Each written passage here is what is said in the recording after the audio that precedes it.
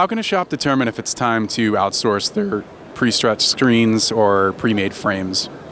We may be partial, but we believe that everybody should send their screens in for restretching. Stretching isn't a money-making operation. So having a guy tied up, not making money for the shop, doesn't do them a lot of good. Put them at a press where they can make some money. Put them in reclaim where they can get the screens cleaned up and moved on in the system, and let us do the stretching. If a screen pops, we pay for it. If you do it in your shop, you've paid for it. So there's a lot of advantages to having us do it rather than doing it in-house. So you're kind of passing off some of the overhead that you might be dealing with in-house to someone else, so you don't have to worry about losing money at your shop, basically. Exactly. In addition, there's an art to stretching frames. We're hardening them, and we do it the proper way. We take the time necessary to get the screens the tension that they'll maintain that tension for the life of the screen. If it's done in-house, a lot of times time is an issue. So they're going to force that stretching to the point that they're really not benefiting themselves. Other than the time and overhead, what are some other benefits you would say to having pre-made frames or pre-made screens or pre-stretched screens? Consistent tension levels, getting those adhesives out of your shop. Many of those are caustic.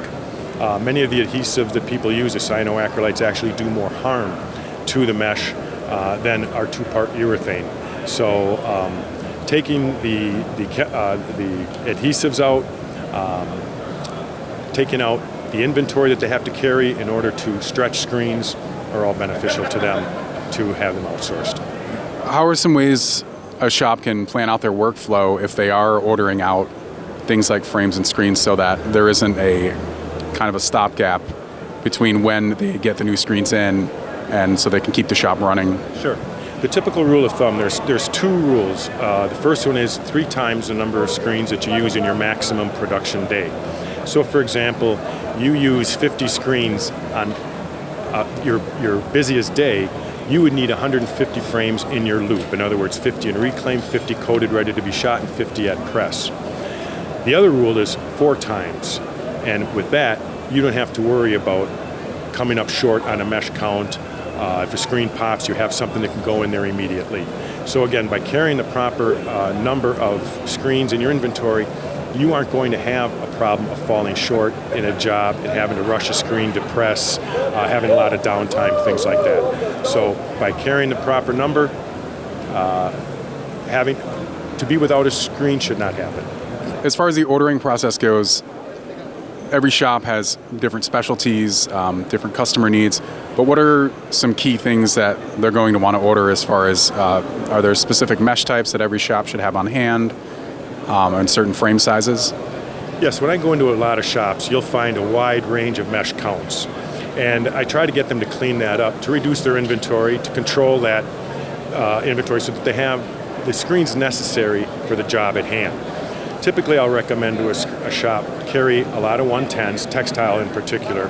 We'll carry a lot of 110s, 156, then 196 and some 230s.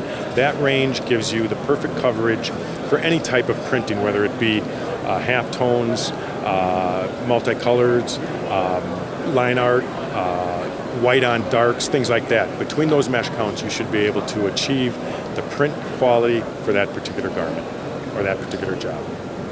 So when a shop decides that they're going to contract out this arm of the business of pre-stretched screens and pre-made frames, are there any specific questions they should go to the service with?